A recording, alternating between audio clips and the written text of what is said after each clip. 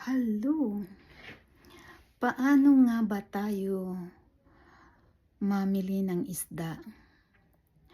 So tayo po, pag bumili ng isda ay makikita natin na sariwa yan kapag ang kanilang balat ay parang shiny at ang ganun din po kapag tingnan ninyo ang kanilang mata ay parang shiny siya at buhay na buhay. Ganon din po ang kanyang dito sa liig.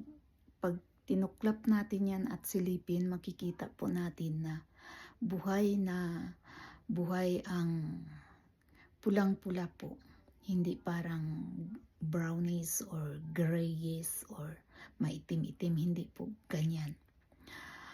At ang sariwang isda ay masarap lutuin na kahit anong luto po.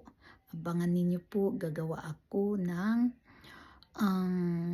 sardines na isda. Okay po, ayan lamang po. Salamat, follow po more.